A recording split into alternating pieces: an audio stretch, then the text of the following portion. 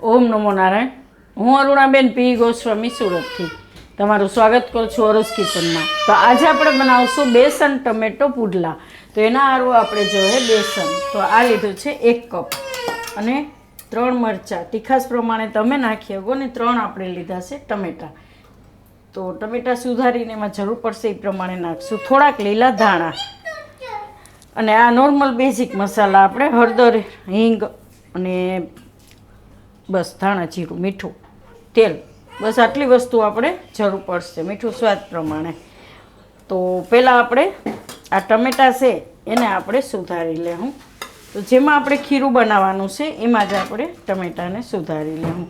તો તમારે છાલારે સુધારવા હોય તો છાલારે ને છાલ કાઢીને કરવા હોય તો એ જે રીતે તમારે સુધારવા હોય એ રીતે. તો આ રીતે આને આપણે સુધારશું. થોડીક એની છાલ કાઢી નાખશું આપણે એટલે એકદમ સ્મૂથ થઈ જાય. ટમેટા એકદમ ફટાફટ પાકી જાય ને એકદમ સરસ થઈ જાય, ખાવામાં મજા આવશે એમ. તો 2 ટમેટા આપણે છાલ કાઢી લીધી છે એને સુધારી લેવું. વચ્ચેનો ભાગ કાઢી આ રીતે આપણે સુધારી લેવું. તો ટમેટા આપણે 2 સુધાર્યા છે આ રીતના છાલ કાઢીને. હવે એમાં આપણે મરચાં નાખી દેવું. તો મરચાં આપણે આ રીતે ઝીણા સુધારીને નાખીશું.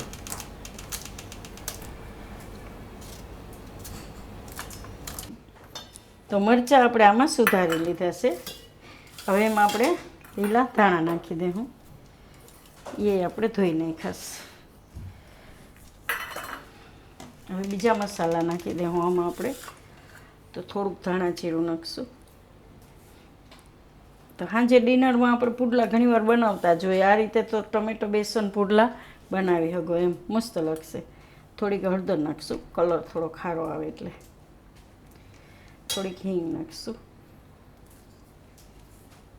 અને મીઠું સ્વાદ પ્રમાણે. તો લોટ આવે, પાણી આવે એટલે એ પ્રમાણે મીઠું થોડુંક જોઈએ વધારે. હવે આમાં નાખી દઉં આ બેસન.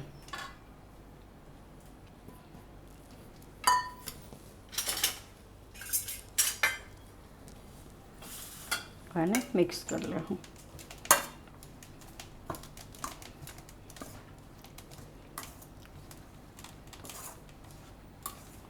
હવે થોડું થોડું પાણી નાખીને એમાં આપણે ખીરું તૈયાર કરી લઉં.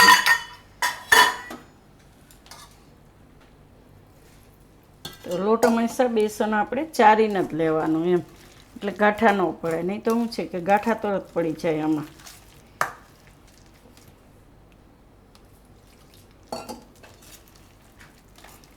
અને આમાં પાણી ઓછું જરૂર પડતી હોય. બેસન પાણી બહુ ન પીએ એટલે જોઈને જ પાણી નાખવાનું. પણ આપણે પુડલાનું બનાવીએ છીએ એટલે એ થોડુંક પાતળું જ હોય પુડલાનું ખીરું. આપણે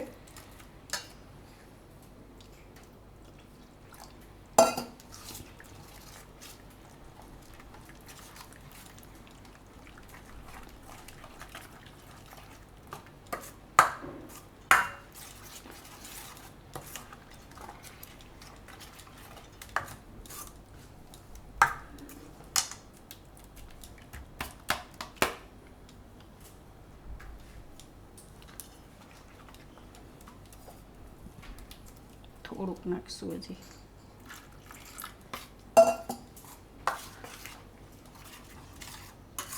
આ રીતનું ખીરું બનાવવાનું. થોડુંક પાતળું. હવે આપણે ગેસ ચાલુ કરી દઉં. આને ગરમ થવા દઉં. તો તવી આપણી ગરમ થઈ ગઈ છે. ગેસ ધીમો કરી દઉં. આમાં તેલ નાખશું થોડુંક.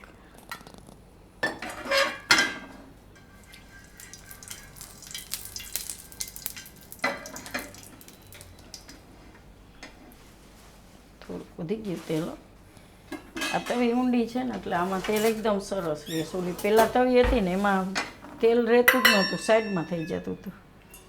તો આમાં તો આપણે ખાલી લગાવવા પૂરતું જ જોઈએ તેલ. આ રીતે હવે ખીરું એકવાર ફેરવી લેવું આ રીતે. આને આપણે નાખશું આમાં ચમચો ભરીને. તો જે સાઈઝનો તમારે પુડલો બનાવવો હોય એટલું નાખવાનું. આ રીતે ફેલાઈ દેવાનું.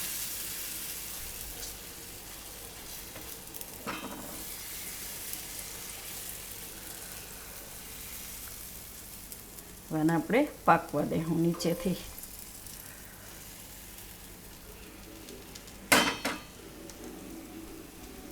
સાઈડમાં તેલ થોડુંક નાખી દેવાનું જરૂર પડે તો. અને નીચેથી પાકી જાય પછી ફેરવી લેવું.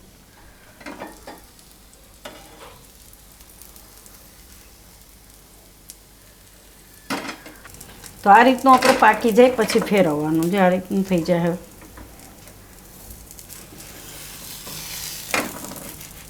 હવે બીજી બાજુ પકાવી લેવું એને. ગેસ મીડિયમ રાખવાનો, બહુ ફૂલ નહીં રાખવાનો, નકર એ આ કાળું પડી જાય એમ. તો આ રીતનું કરવાનું. તો આને બીજી બાજુએ આપણે પકાવી લીધો. આ રીતે ફરવા માંડશે એકદમ.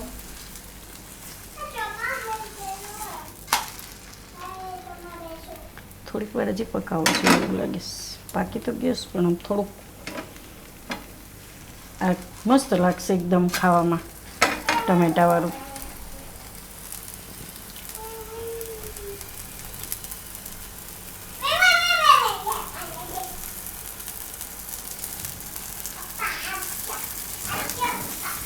પુડલાનું ખીરું જેમ તમે પાતળું રાખશો ને એમ પુડલો ખાવામાં મજા આવશે એમ. એકદમ પાતળો હોય ને કે ખાવામાં સારો લાગે. આ તો આપણે ટમેટાને આ બધું નાખ્યું છે એટલે આ રીતે થોડોક આ રીતે આમાં જાડો દેખાય. આ રીતનું પકાવી લેવાનું. આને ડીશમાં કાઢી લેવું આપણે. તો કોઈ પણ ચટણી આવી રહે કે તમે ખાઈ શકો એમ. તો તૈયાર છે આપણા બેસન ટમેટો પુડલા. તો જો તમને મારી આ રેસીપી પસંદ આવી હોય તો એને લાઈક કરજો, શેર કરજો અને મારી ચેનલને સબસ્ક્રાઈબ કરજો. અને બેલ આઇકન દબાવવાનું ના ભૂલતા. કમેન્ટ કરીને કહેજો કે તમને કેવો લાગ્યો આ બેસન ટમેટો પુડલા.